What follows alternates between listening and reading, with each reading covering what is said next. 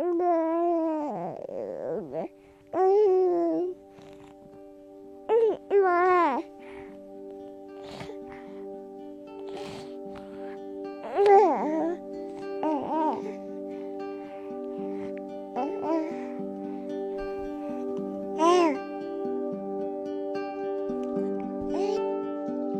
sering datang ke kajian bareng pasangan?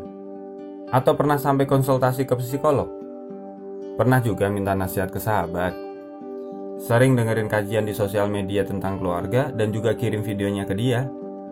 Atau bahkan sering nyindir pasangan di sosial media? Tapi dia nggak juga ngerti, nggak berubah dan tetap gitu-gitu aja.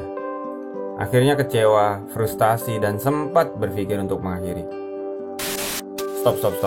Tunggu dulu. Coba kita review dulu sebelum jauh berpikir ke sana.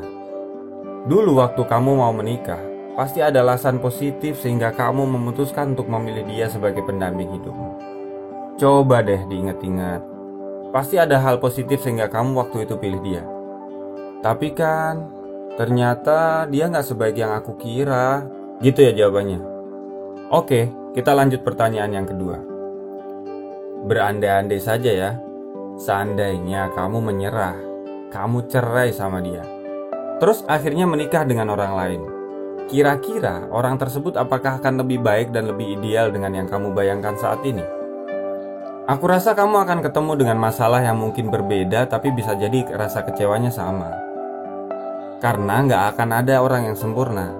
Kalau dia sempurna, dia juga gak akan memilih kamu kok. Jadi selama kamu masih bisa bersabar, bersabarlah.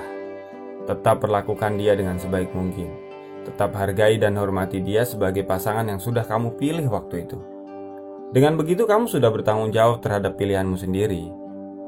Lagian sebesar apa sih kesalahannya sampai kamu membenci dia melebihi musuhmu? Padahal waktu sebelum menikah dulu, dia mampu menggetarkan hatimu.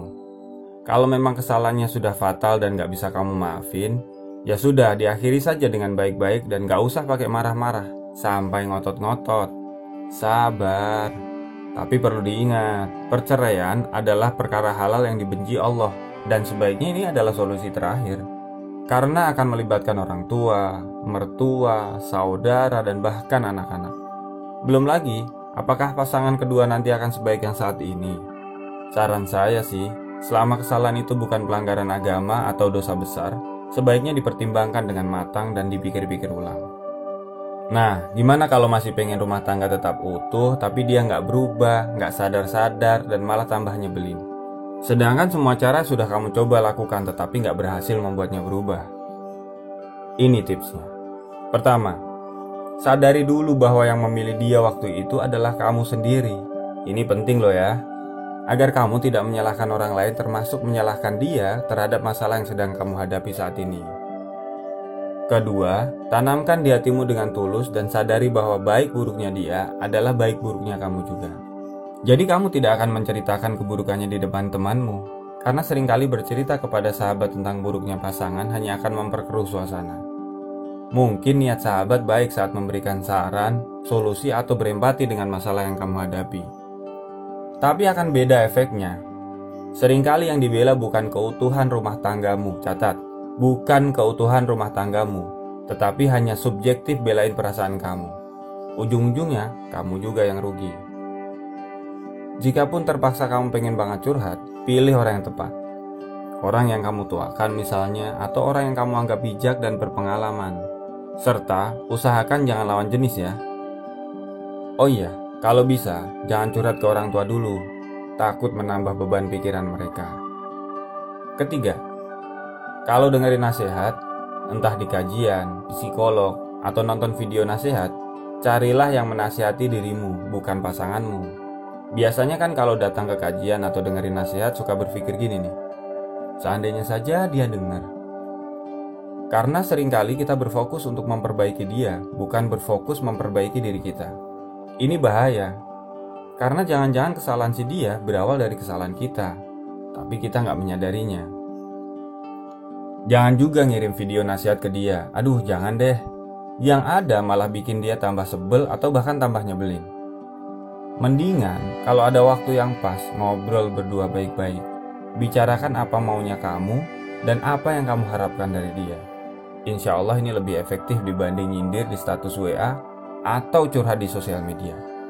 Keempat, bacalah kisah orang-orang yang sabar menghadapi pasangannya yang dicontohkan agama kita.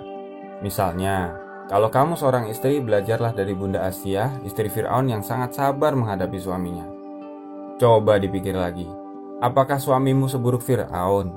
Lalu kenapa harus memperlakukannya melebihi perlakuan Bunda Asiyah kepada Fir'aun? Sedangkan Bunda Asiyah begitu sabar menghadapi Fir'aun sebagai suaminya. Jika kamu seorang suami, apakah istrimu seburuk istri Nabi Nuh? Sedangkan Nabi Nuh tetap mengajak dan bersabar, berusaha membimbing istrinya yang durhaka meskipun Nabi Nuh tak berhasil menyadarkan istrinya. Tapi bukankah perbuatan baik kita akan tetap berbuah pahala? Kelima, kalau nggak siap banget menghadapi realita, kurangin tuh nonton film drama. Takutnya kamu bandinginnya sama dunia nyata. Ya jauh lah, namanya juga drama. Yang nggak kalah penting nih, jangan lupa berdoa. Karena hanya Allah lah yang mampu merubah hatinya dan mampu membimbing kita serta pasangan kita untuk selalu lurus di jalannya. Wallahu a'lam. Hanya Allah yang Maha tahu dan Maha memberi solusi atas permasalahan yang kita hadapi.